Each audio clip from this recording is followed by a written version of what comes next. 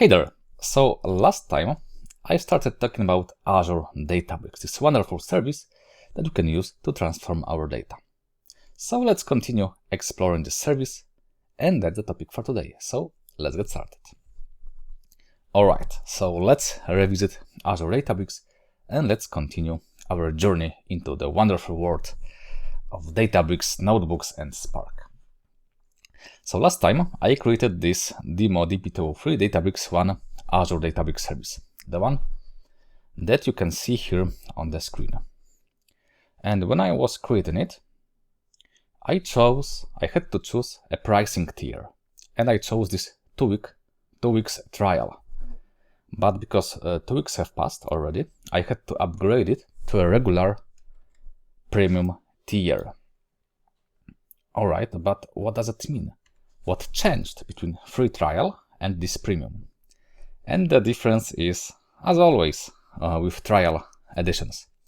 So you should remember that in case of Databricks, we have to pay to 2 parties, to Databricks, for using their software, those Dbutils stuff. And apart from that, we pay to Azure, to Microsoft, for using their infrastructure, those clusters that we create inside Databricks. They are physically just virtual machines for which you have to pay. And this trial period that we had for 2 weeks, it applied only to the Databricks part of the price. So I didn't have to pay for those Dbutils, but I have to pay for infrastructure. But the honeymoon has ended.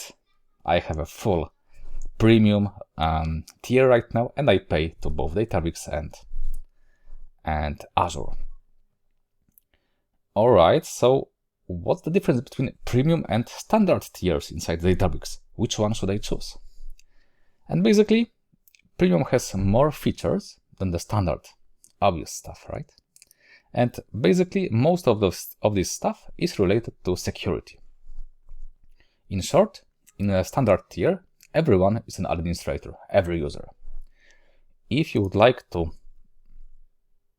learn more about the differences, about features that the premium tier has, then you can go to this Azure Databricks pricing page. That lists all the features, those ones, that are available only in the premium tier. We don't have them in the standard version. And let's quickly go through them without going too deep into each of those. So we've got something related to role-based access control, so probably some security stuff. We've got something about authentication, again security, some audit logs, obviously everything that is included in the standard plan. We've got a very cool feature called Azure AD Credentials Pass-Through.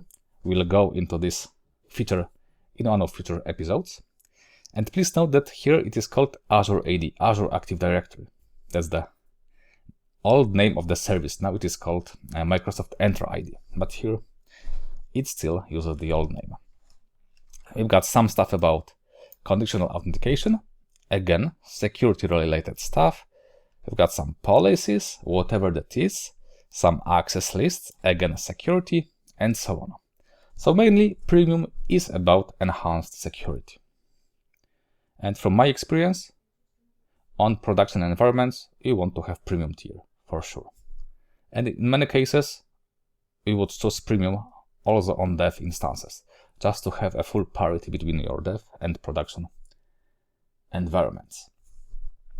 Alright, so let's go back into my Databricks workspace. And previously, I created this demo cluster, which was, if I recall correctly, a pretty small single node cluster. Yep, it's a single node cluster, so it has only a single virtual machine under the hood, and it can be used only by me. And that's fine. For learning purposes, such small, cheap machine is completely fine. So let me start this cluster. It will take a few minutes to spin up. And in the meantime, let me talk about this little thing on the left. What is this stuff? Because this is pretty important. So let me tell you a story from one of my previous projects.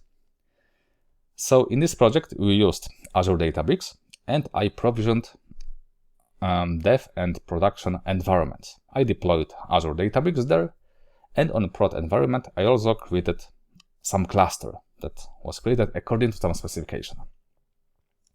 And I did this because we have a scheduled prod deployment coming quite shortly. But it turned out that actually our code was not ready yet to be deployed to prod. There were some issues found, and it took us some time to fix all of those issues. And finally, when the day came of production deployment, and I logged into production Databricks Workspace, I was surprised because my cluster didn't exist. It disappeared. And I started asking, hey, who removed my cluster? Where did it go? And no one admitted to delete this stuff. So I started digging it into documentation, and it turns out that actually it is by design, and Microsoft clearly states this in documentation. So if a cluster is not used for 30 days, for a month, then it will be automatically deleted, just to release resources and not to clutter your environment. So that's expected. So that's actually what happened in my case, because it took us a month to prepare a production release, and in the meantime the cluster was removed automatically by Databricks. If you don't want this to happen, then you have to use this pin option. It will make sure that this cluster will not be removed, even if it is not used for 30 days. So if you care about some of your clusters and you want to preserve them, even if you're not using them, then use this pin option.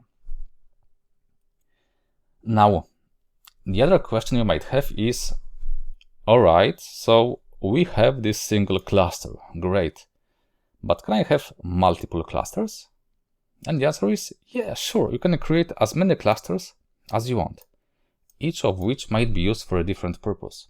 So each of them might have a different configuration, different VMs might be used, more memory, faster VMs, and so on, depending on your workload. And then you will be able to choose which cluster you want to use to run a specific notebook. So it's up to you to decide. And basically, if you create multiple clusters, please make sure to terminate them if you are not using them. Otherwise, you will pay for them both to Databricks and to Azure. Fortunately, if a cluster is stopped, terminated, then you can safely assume that basically you will not pay for it. You will not pay to Databricks and to Azure. Well, there might be some small costs associated with the infrastructure, but in general, it will be very small. So you can assume that if a cluster is stopped, you will not pay for it. On the other hand, if a cluster is up and running, like this demo cluster, which is running, the bill for this cluster has started running. So even though there is no active work or any computation executed on this cluster, I will pay for it for this time that it is up and running, because I'm using the resources. So pay attention to those clusters. Alright, so my cluster has started, but before we go further, let's talk a bit about this left-hand side menu. So what do we have here? So let's start with the Workspace option. So Workspace is your place inside Databricks. And here you can see that it has some structure that you can use to organize your notebooks into some logical order. So let's expand the Workspace, and here you've got two, let's call them directories. The first one, called Shared, this is the place that is accessible to every person who has access to this Databricks Workspace. And that's the place where you would put all the stuff that you want to be shared with everyone. Maybe you have some commonly used libraries or some notebooks that you want to share with every team member. Then it would be a good place to put them. But please be aware that you cannot be more granular here. If you put something into the shared folder, it will be accessible to everyone. In many cases, you don't want to share your notebooks with everyone, because imagine a case in which you reuse the same Databricks workspace by multiple projects, and that's a common case. Then you would like to organize these notebooks into some folders or some units, and then grant permissions to them only to a specific team members. And yes, that's possible. So we can create a new folder like project 1 or whatever name it is. Then inside this project you could create, for example, some notebook. Let's leave it as it is. Maybe let's change the name from the dummy1 into project 1 notebook. And there you go. In the workspace, we have this project 1 folder that contains our notebook. And then if I right click on it, I can set permissions like who should have access to this project directory and all the stuff that is stored inside. So I can be granular here. Apart from that, every user gets its own private space. It is located under this user's directory, and it is called the same as your email. So I have my Piotr@Tybul on Azure.pl directory that is accessible only by me. Of course, I can share it with someone if that's what I would like to do. And here I can add folders, notebooks, just to organize my stuff in a proper way. So again, let me create a new folder here. Let me call it DP203. And here, let's create a new notebook. And let's call it Hello World. Usually that's the first stuff that we do in every language we're learning. All right, but before we go any further, let's keep exploring our workspace. So we also have something called repos here. And repos, without going too deep into this stuff, is a way we can sync this Databricks workspace with some Git repository.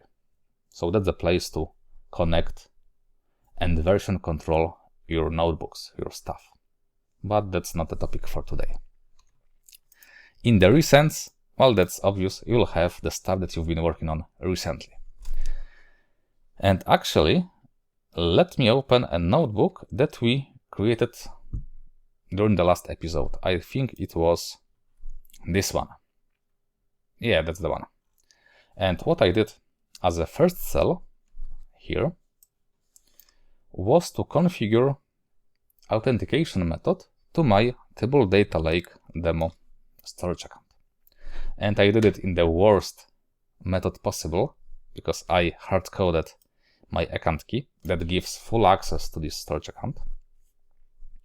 So don't do this in real life. Later I will show you a better way of doing this. And you might think, all right, I will just use this unsecure method, but later on I will remove this account key from my notebook and it will be fine. And no, it will not be fine. Because here on the right hand side, we've got this history available, version history tab that automatically versions every change in your notebook. You don't have to configure it anyway, it happens automatically. So I can see every change I did to this notebook. And for example, I can see that when we started working on this notebook, I replaced this placeholder code I got from documentation with my real access key. So even if I remove it from my notebook, it will be still available in the history. So don't store such sensitive credentials in your code, because it's not secure. Alright, so let's get back to our Hello World notebook and let's see what we can do inside it. So you should remember that inside our notebooks we can use multiple languages: Python, SQL, Scala, and R. And please be aware that Scala is not always available. It depends on your cluster configuration. That's the stuff that I covered in the previous episode. And every notebook has a default language. In this case, it is set to Python, which means that every cell in my notebook, and cells are those things that I will keep adding, will automatically assume that it is written in our default language. In my case, it is Python. We will be able to switch the language later on a cell-by-cell basis, and we'll do this, but this default one applies automatically. And actually, one of the reasons why Databricks became such popular was availability of all those languages. So no matter what your background is, whether it's SQL, like in my case, or Python or R, you should be able to write the code in Databricks and it will just work. So Databricks can be used by a vast number of developers that knows various languages. All right, so let me hover just below my first cell, and here we've got two options. Either I can add new code cell with some code, or a text code. So let's see what this text code does. And basically, that's a way to add some descriptions, some documentation to our notebooks. And you can see here this %md magic command. It stands for Markdown. And magic command is the official name from Databricks. We know that every magic command starts with %sign. And in this case, it tells Databricks, dear Databricks, treat everything that is contained in this cell as Markdown and just render it. Do not execute this stuff because it's some kind of a documentation. So I could write some description of the stuff that this notebook does, or provide some additional information, some configuration that is required, some installation guide, whatever fits into this specific case. So let's write some statements like this is a super notebook, like so. Now, it doesn't look nice at this time, so let's adjust this Markdown a little bit. And here you can use basically a full potentials of Markdown, like for example, I could use headers like so to make this text bigger. I could use lists, I could use tables, I could embed images. So there's a lot of things I could do just to make this notebook nicer and easier to understand in the future. Alright, so that's the Markdown. Let's go to the code cell. So let me click on the code. And by default, you can see it got the default language of my notebook, which is Python. And you can start doing something here. So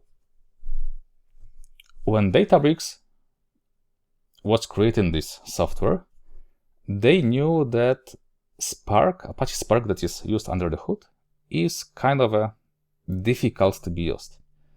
So they decided to lower the entry barrier for developers. So starting using Databricks should be easy and fun. And one of the things they did was to create a set of Databricks utilities. And Databricks utilities is a set of commands or scripts that we can use to interact with our environment in a programmatic way. And they are called Dbutils, like so, Databricks utilities. And if you would like to see what's available inside these Dbutils, just type help and let's execute this cell. And as we can see that, well, Dbutils provides various utilities for users to interact with the rest of the Databricks. So it has a lot of stuff inside. And here you can see various, let's call them sub-modules. The one that I use quite often is this fs, which is used to manipulate Databricks file system from the console. So let's see what this Dbutils with fs can do. So again, let's take a look at the help for it. Let me just type dbutils.fs for this submodule and then help, and let's run it. And you can see that this module, it has multiple methods or functions that we can use to manipulate with file system. For example, we could use it to copy a file from one place to another. For example, we can use it to copy a file from a row layer inside our data lake to another layer, if that's what we need to do. We can use it to list the contents of a directory. Again, for example, from our data lake. We can use it to create directories, to move files, to remove directories, and so on. So that's a handy way of interacting with our storage layer without leaving Azure Databricks. You can do this from inside a notebook. All right, great, but can we use this stuff somewhere? What's the use case? So let's add yet another code cell and take a note at this stuff here, those stars. They are called assistant. And basically, we've got some AI assistant here that is built inside Databricks that we can use to help us develop the code. So let me generate our query. So let's ask it like so. For example, let's assume that I'm starting my adventure with Databricks and I would like to run some transformations or whatever I would like to do, but I don't have any data yet to work on, and I would like to have some data sets, some samples available. So the question is it available somewhere? So let's ask our AI assistant about this stuff. Are there any sample data sets available in Azure Databricks? Let's see what it will tell. Yes. All right, so not very helpful. So let's rephrase our question. How to list all available sample data sets from Azure Databricks? Let's see, maybe this time it will be better. All right, it's not the answer that I was hoping for, so let's ignore it. Let's regenerate it. Maybe this time. All right, this time it's better, because I hoped that it will suggest to use this Dbutils fs module, but it's not exactly what I wanted to have, because it just displays the help. So let me rephrase the question in a different way, or maybe let's regenerate it. No, not this one. I don't want to use this stuff. So let me rephrase it. Write query to list all sample datasets. Like so. Oh, come on, no, it's terrible. So this time the AI assistant is not that helpful. So let me just give you a query that does this stuff. So basically, if I had luck, it would respond with something like this. Dbutils fs-ls, and fs stands for file system, then list, and it will provide a path to something called dbfs, and then Databricks datasets. So let's run this and see what will be returned, if anything. All right, so we have some text-based result, which doesn't look very nice. So let's try to reformat it into a nice table. And to display our results in a nice way, we would use display function, which is very commonly used. So let's just encapsulate our result returned by this Dbutils FSLS into display command. And it should show us a table that is interactive one. We can sort the data here. We can change the width of the columns. We can filter the data and so on. So basically, that's a much better way of viewing our results. And here you can see that indeed there is a lot of sample datasets that are available out of the box with Databricks Workspace. And I didn't have to do anything to have them. And the samples that I like to use the most are the ones, let me find them. Oh, come on, it was this one, Learning Spark V2. And basically, if you go to some Databricks tutorial or maybe some other course, usually they work on some sample datasets, quite often one of those that are available here. All right, so how can we see what's inside this, let's say this Learning Spark V2 directory? So let me simply copy this path. Let me paste it into our query and let's run it one more time. And here we can see that actually this Learning Spark V2 directory, it has even more subdirectories. Each of one is a specific category or type of sample datasets. So let's pick into people. So let me copy this stuff and let's paste the full path one more time and let's execute this. And here we can see yet another level of subdirectories. So based on the name, I would say that we've got some Delta formatted datasets. Probably we have some dataset using a Parquet format. We've got some TXT files, some compressed files, maybe some CSV files, and so on. But let's take a look at this Delta directory, whether it is really a Delta format. So let's see one more time. And yes, just by looking at the contents of my directory, I can see that it is really a Delta lake, because we've got this Delta log directory, which stores a Delta log. And apart from that, we've got multiple Parquet files. All right, so for sure, this people-10m.delta directory, it contains some data stored in a Delta lake format. And you can see how helpful this Dbutils FSLS was. All right, so we know that there is some data in this dataset, but how to load it, how to display this stuff? So, well, let's ask our assistant. Maybe it will help us. So, how to load a sample dataset stored as Delta files. Let's see what it will tell us.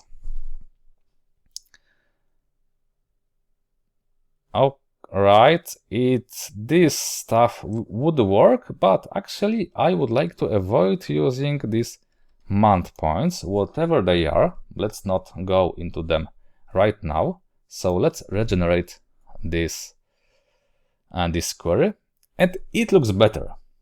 I know that for you it might be difficult to tell which answer is the right one, but that's fine. It will come with time. Treat Assistant as your starting point that you can use to help you get started with some task, and then go to documentation, go to Google, and start verifying whether this answer is fine. In my case, I will just copy this line and let me paste it as another column, another cell, and let me execute this. And take a look.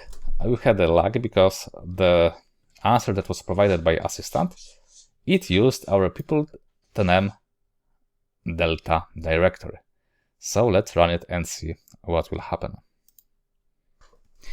Alright, so the query has been executed. So something has happened. If I expand this stuff, I can see that our df stuff is a data frame. So basically what this line does, it reads data located in this location that is saved as a delta format and assigns the result to a thing called df. And df is a name of our data frame. And data frame, in short, is something similar to a table in a database that has columns and rows. So basically, our df data frame, it contains a content of our dataset. And here below, we can see what columns are located in this df data frame. That it has ID, first name, middle name, last name, and so on. So it looks like a people data. All right, but where is our data? How to display it? So let's modify our query and let's add yet another command like display df. So this time the first line will assign the content of our dataset to this data frame called df, and the second line will simply display it.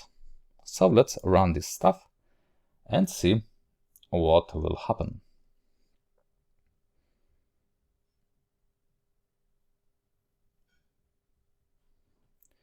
And yes, we can see that indeed we managed to load some data about people. And we've got some ID, first name, middle name, last name, and so on. Great. So we have some data to work with, to practice our Databricks skills, to run some transformations. So if you would like to do some stuff and you don't have your own datasets, just go and take a look at those samples, because for sure you will find something that will work in your case. All right, great, but I was wondering, but where is this data coming from?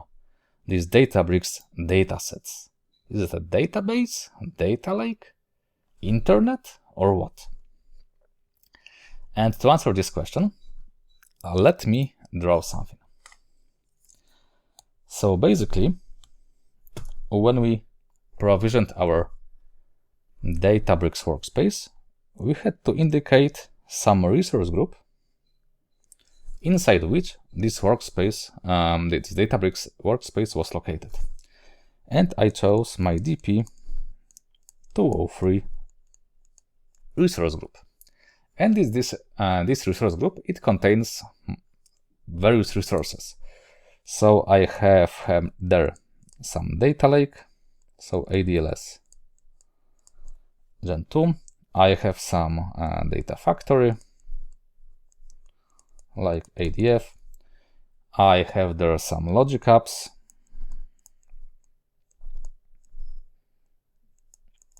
Logic app. I have there our Databricks workspace that we've just created. So this is our Databricks.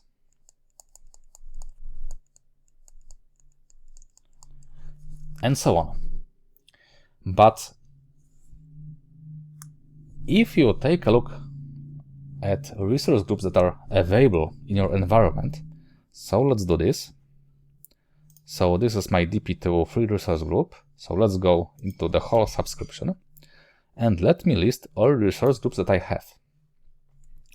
And here you would find those resource groups that have those strange names that begin with Databricks RG something. And you can see that actually the middle part is a name of our workspace. So it looks that every Databricks workspace that we provision also creates a secondary resource group that contains something. So let's take a look at this secondary resource group.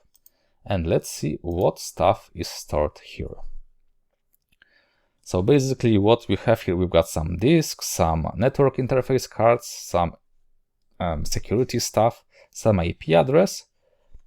And what is important is that we have some storage account, we have some virtual machine, and we've got a network.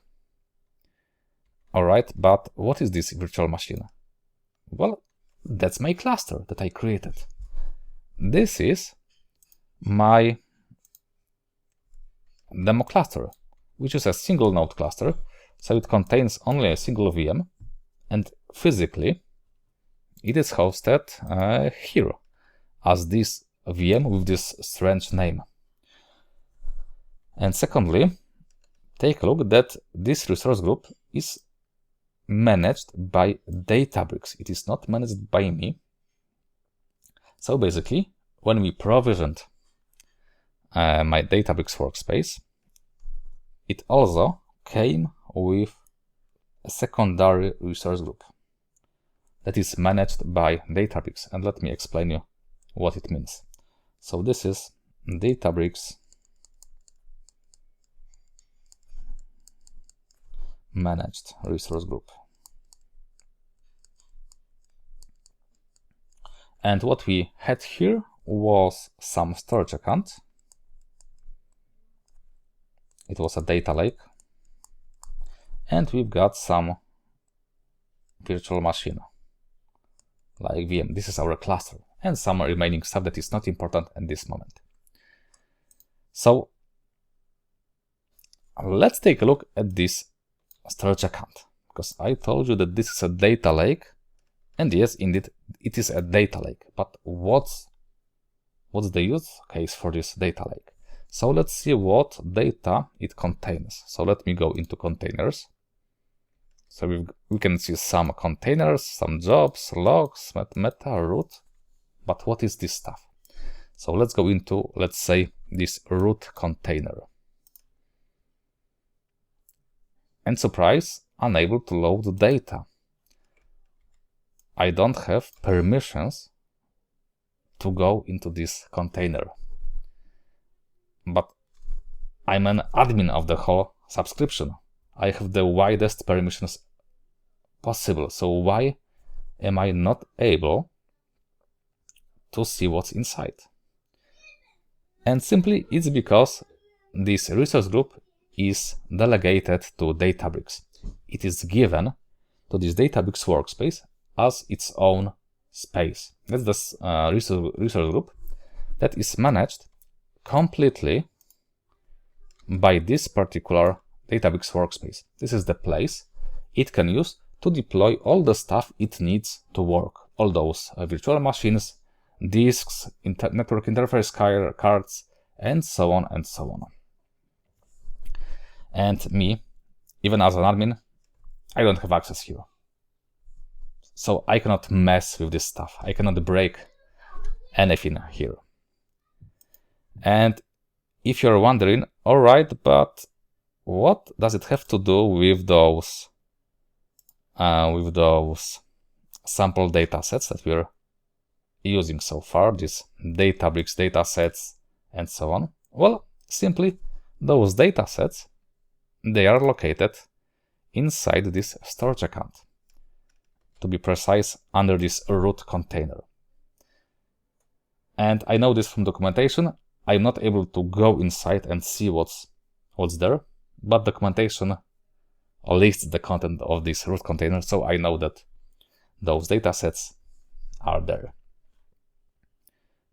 All right, great, but actually we don't want to use those sample datasets because we loaded some data previously to our typical data lake demo data lake. So we have a lot of stuff there already. So let's use data that we have here, this raw data, because we've got quite a lot of this data already loaded, ingested. For example, I have the data that was loaded from AdventureWorks database. It was loaded as CSV files. Alright, so let's try to load some file from here. So how to do this? So let me add yet another cell inside our notebook. And let me again configure authentication to my data lake. And right now, I will do this in an ugly way by explicitly using an access key. Very bad practice. Don't do this in real life. But because it is the fastest method, for now, for this training, this is fine. And now,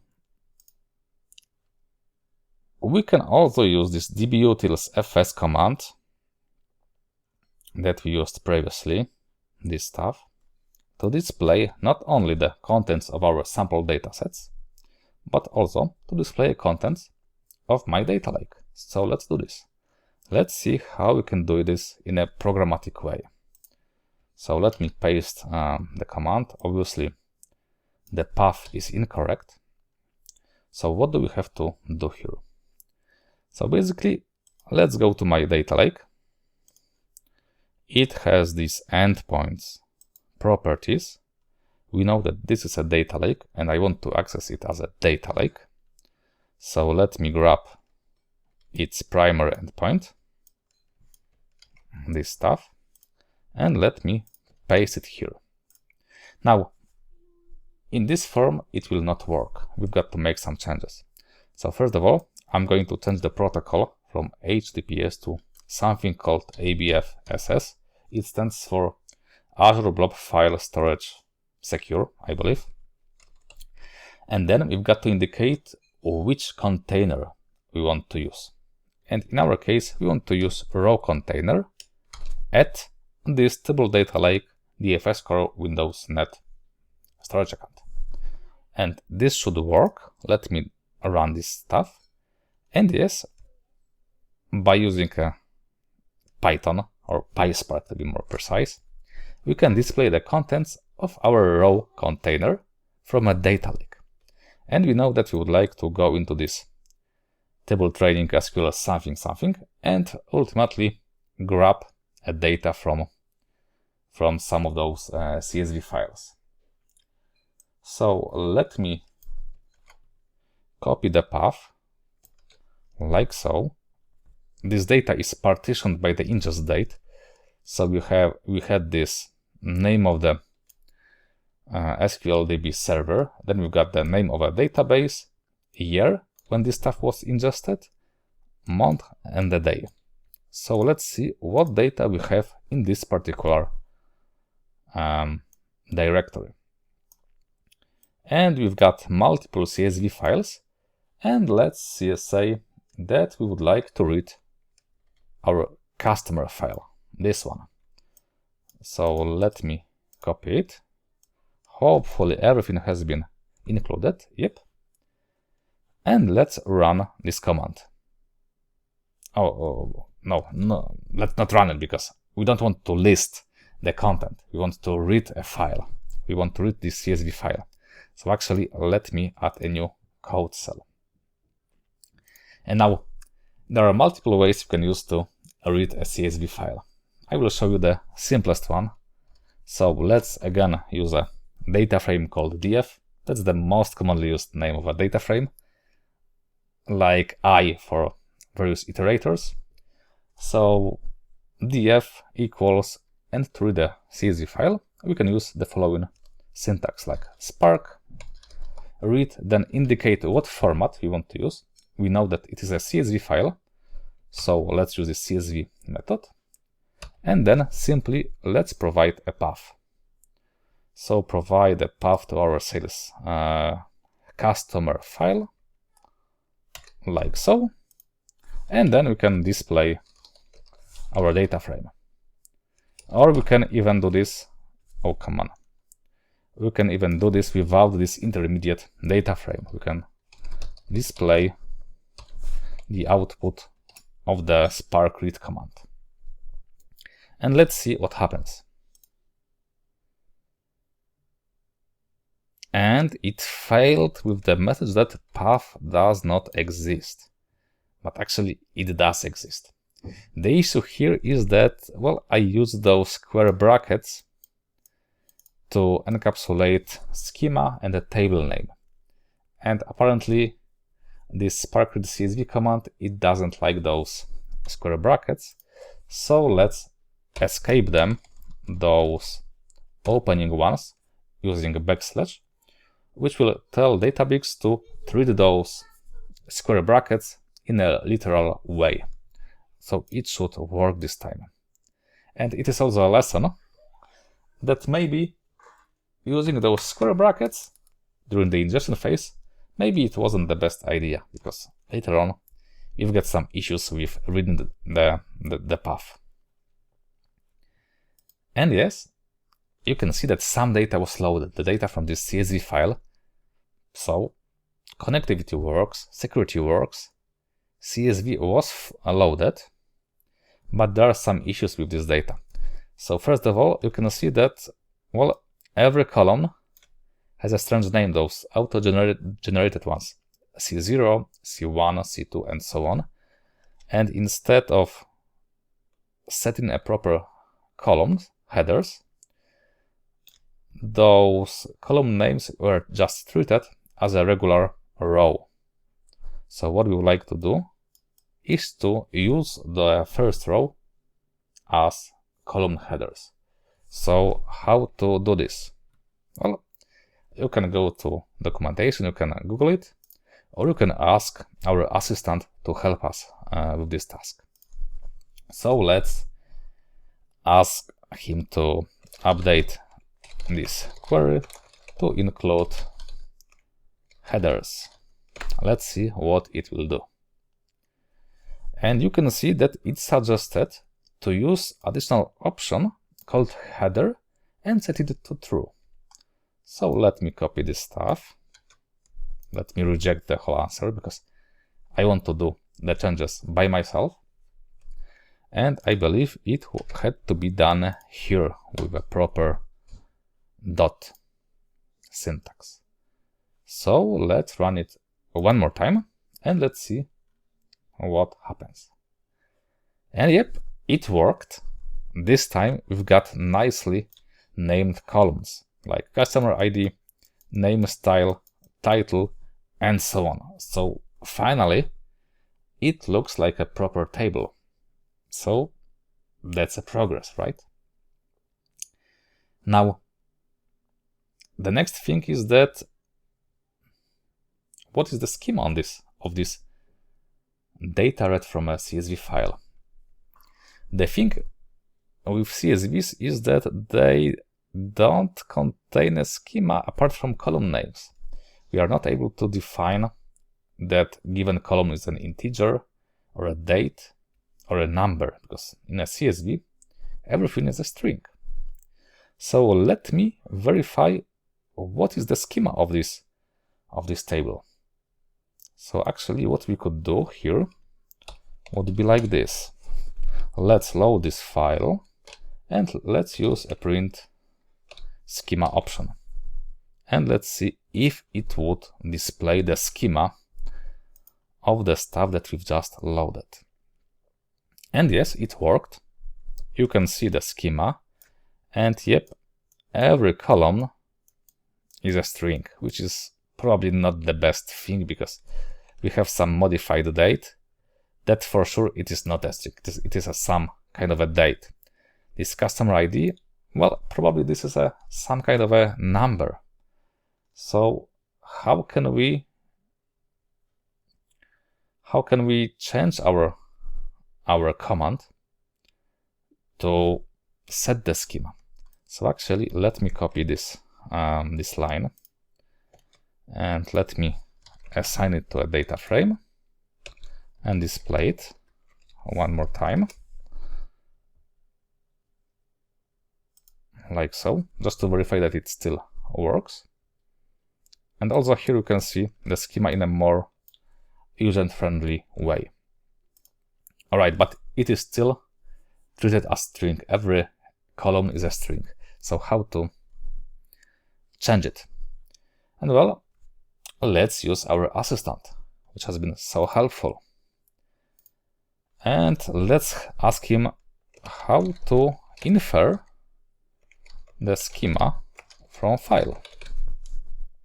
And by inferring the schema, I mean, dear Databricks, please read the file, see what data it contains, and try to guess the schema based on the data.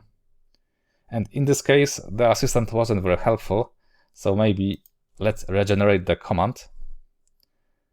Oh, come on. Update the query to infer the schema.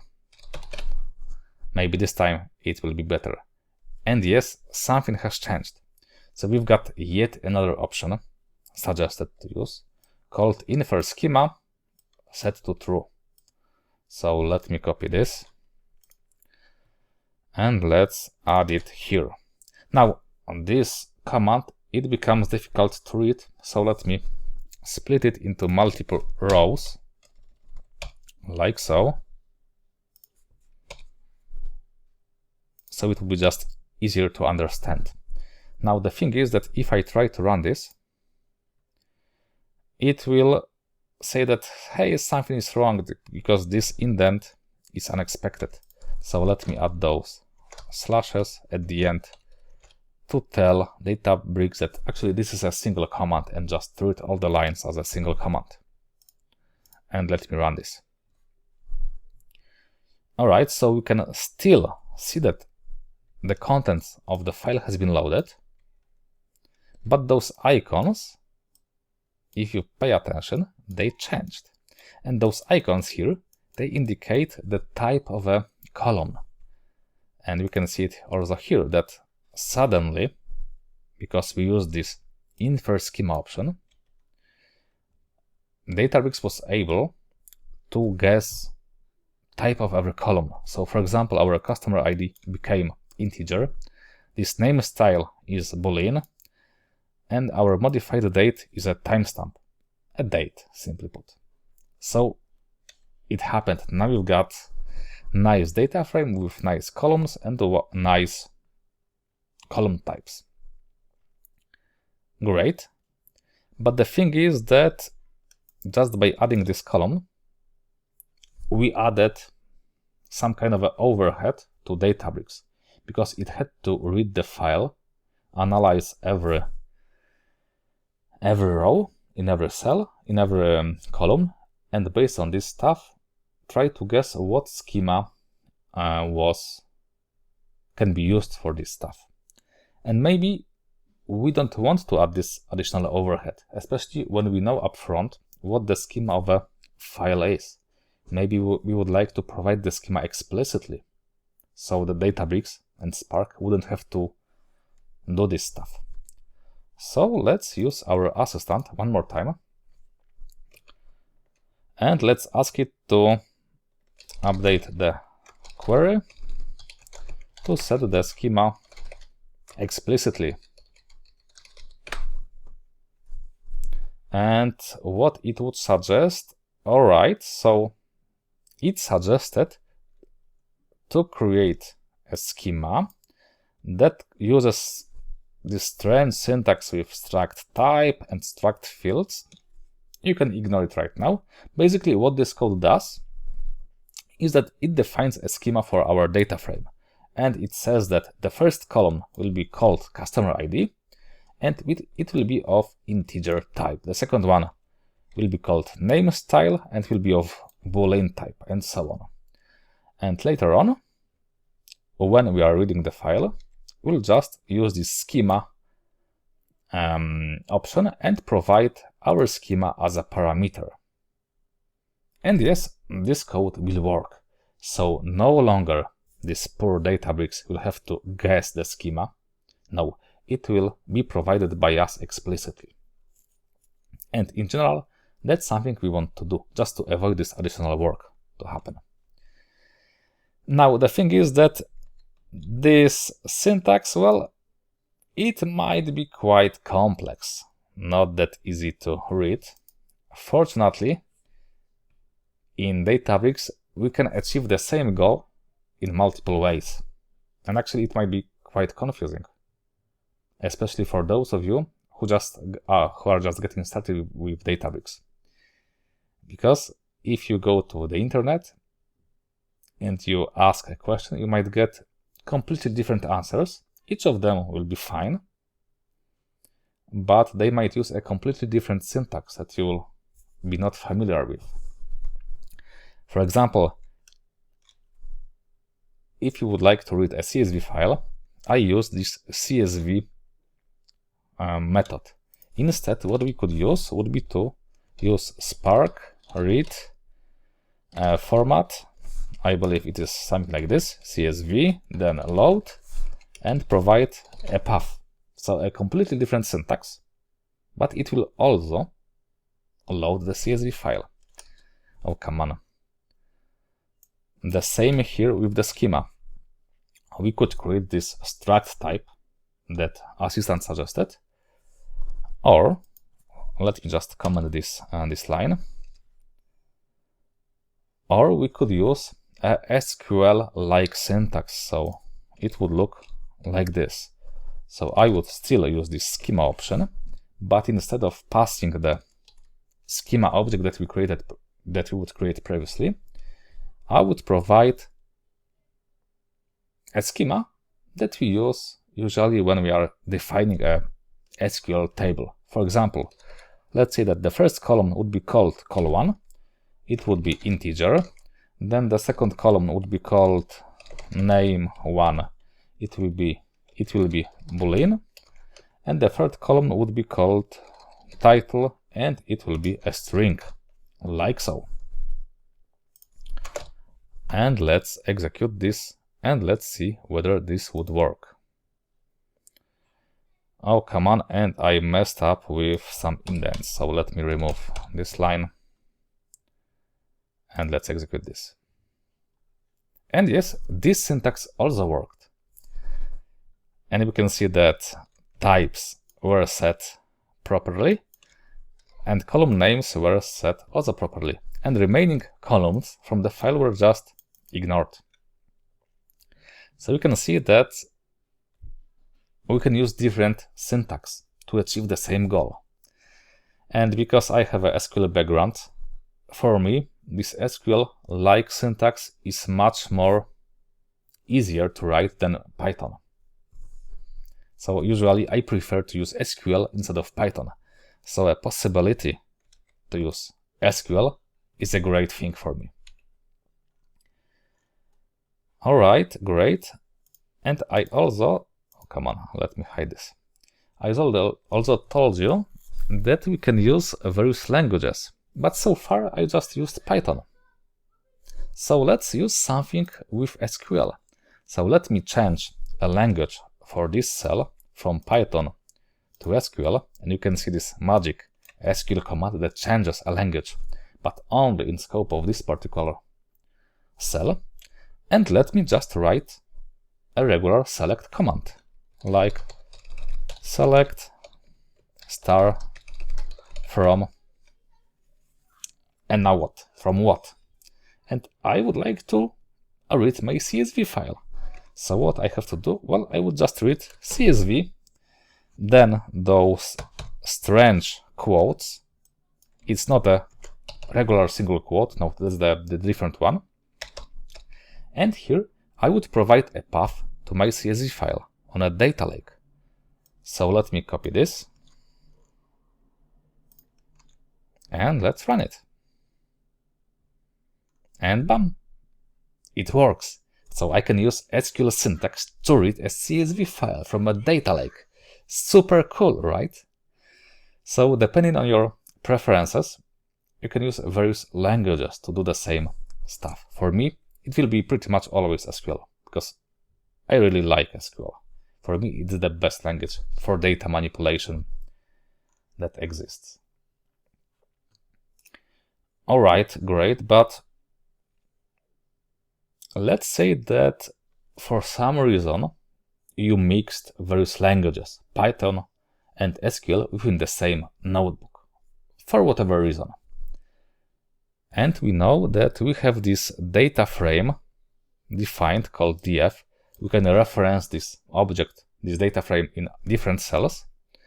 And let's say that I would like to use this data frame inside my select statement. So let's add yet another SQL cell, and let's write command like this. I would like to use to display the contents of my data frame called df. And it doesn't work because this SQL part of the notebook, it doesn't have a clue what this df is. So how can we exchange data between various languages? And fortunately, that's pretty easy. So let me add yet another cell, and I will use a function called create or replace temp view. So let me start with the name of our data frame, based on which I want to create this temporary view. And in a second, I will tell you what it does. And it was create or replace temp view, and then simply provide a name, my data, like so. And let me execute this stuff. And what it did. If you're not sure, well, we've got assistant to help us. So explain this code. So what it does. And it says that this code is creating a temporary view of data frame df and giving it the name my data, which allows for querying and performing operations on the data frame using SQL syntax. All right, but what does it mean? Simply, it means that I can use this my data name, and it will just reference this data frame called df. So let me revisit my SQL query, and instead of df, let's use my data, this temporary view. And this time it works just fine. We can see those 3 columns. Now, this my data stuff, it is a temporary view, so it will work only in scope of this notebook until my session is active. Once I shut down the cluster, it will no longer work. But that's fine, because I need it only inside this notebook. So actually, let me run the query that inferred the schema, because I want to have a nice schema. I think I removed this. So let me use this option, I think it was called infer schema, set it to true. And I'm doing this because I want to have this full file inside my data frame called df, like so. All right, so my data frame now contains all those columns. Great. And let's revisit my SQL query. And will it return those 3 columns that were present originally, or the everything? So let me run this, and it contains only those 3 columns, because this my data thing, it contains the contents of a data frame called df at the time this command was executed. So let me run it one more time to refresh this my data thing with the current contents of this data frame called df. And if I execute my command, this time you can see that it contains everything. Great. So finally, I can use my beloved SQL syntax to work with the data. But before we go to transformations, let's talk about the other way. So let's say that I did some transformations using SQL, and I would like to access the results using Python. How to do this? And there are 2 ways to achieve this. So first of all, automatically we've got this SQL df data frame available that contains the results of my SQL query. So basically this. And I could use this inside my Python cells. So for example, I could display this SQLDF data frame, and it should work just fine. Yep, it works. This SQLDF, it contains the outcome of my SQL query. Great, but is there another way? Yeah, sure. The thing that I see quite often is something like this. So we can execute our SQL commands from Python, and we can do this using Spark SQL syntax. And here we would provide some SQL query like select star from my data, like so. It should work as well. Obviously, I would display the data to have it done in a better way, like so. Or I could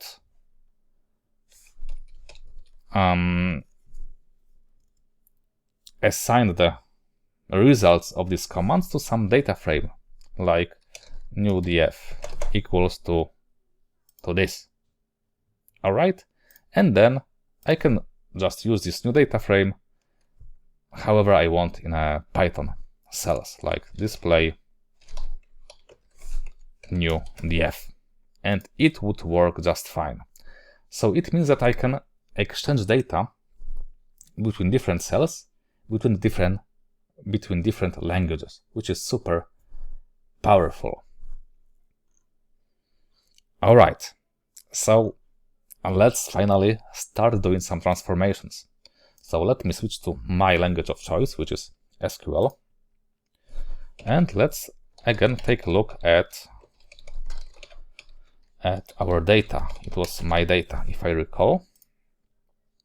And here, well, we can use whatever we want. We have a basically full potential of SQL language just to manipulate with this data. So let's say that I would like to, I don't know, group the rows by last name and see how many people with a specific last name exist. Or we can do this with SQL syntax without any issues. One thing to be aware of is that this SQL dialect we have here, it is not the same SQL dialect.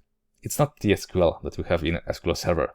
So the first query I ran when I started learning Spark was something like this: select top 10, because that's how you write queries inside Microsoft SQL Server. And it failed because it doesn't understand this top 10 syntax.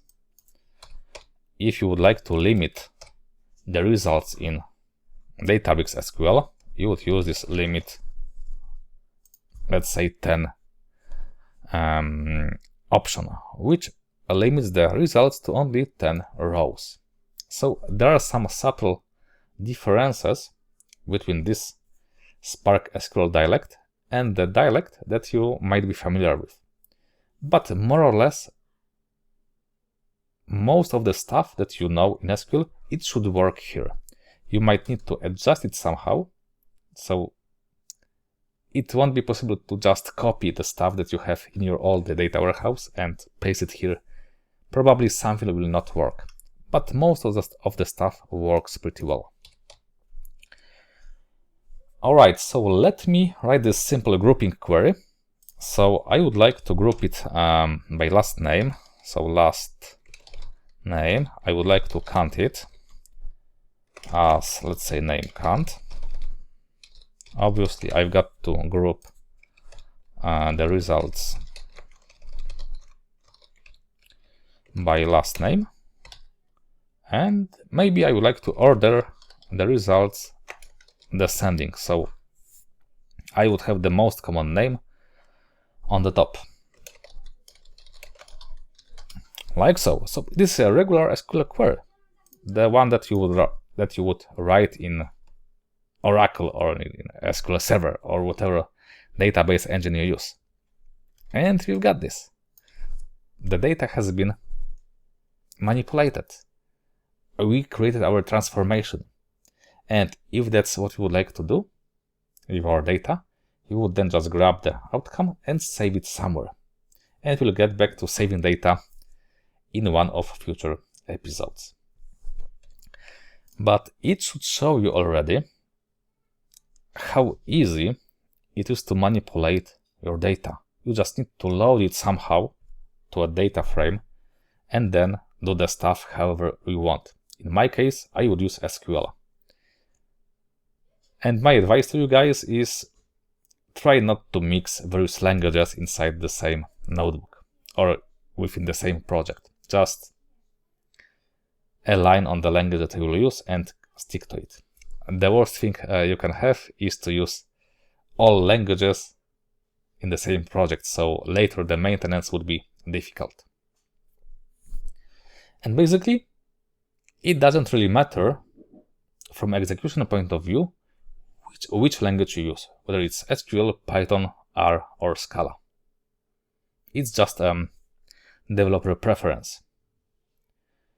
So basically every transformation, every command we run, it could be done using a different language.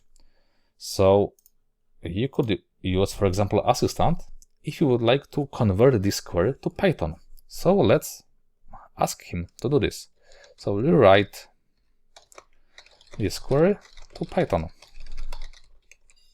And let's see what it will come up with. And yes, it did something. It used this Python syntax to do this aggregation. That's the syntax I don't like. I prefer SQL 1. But if in your case Python is your thing, then you are free to go with Python. Choose the language that works for you, but just align with your team members about the language that you will use. Alright, and the last thing that I would like to show you is that apart from just running regular statements, we can also visualize our data. So for example, we have this grouping or aggregation by a last name, and maybe I would like to show this as some kind of a diagram. So let's use last name on X column. On Y columns, let's use name count. And this diagram is completely unreadable, but that's fine. It is just a demo. So maybe if I add having clause, having count bigger than, I don't know, what was the biggest result? Maybe 7. Let's run this. Alright, so it looks better. We've got only 2 names that have more than 7 occurrences, so maybe bigger than 5 would be nice to show on the diagram. And you can see that quite easily you can switch from a table view of your data to some kind of a visualization if it helps you to analyze the data to see what's inside. And that's how you'd work with Databricks. You would just write your notebooks, add multiple cells. In this case, you can see that this was an iterative and interactive work. I just typed various commands and executed them one by one. Because that's how development looks like. Once I'm happy with all the stuff that I did, I would create a new notebook that would contain only the commands that I would like to be executed, and then I would somehow run it. But we'll cover that in future episodes. So to summarize, you should see how you can work with notebooks, how powerful they are, that you can use multiple languages, Python, Scala, R, or SQL, depending on what languages you like. You can mix those languages inside the same notebook. You can exchange data between different cells and even different languages. And in this case today, I showed you this very iterative way of achieving a goal. And we were able to read a CSV file in multiple ways and make some transformations. And finally, in real life, I would probably save the output to some data lake layer, but that's something we'll cover in future episodes. So that's it for today. Thanks for watching and take care. See you next time.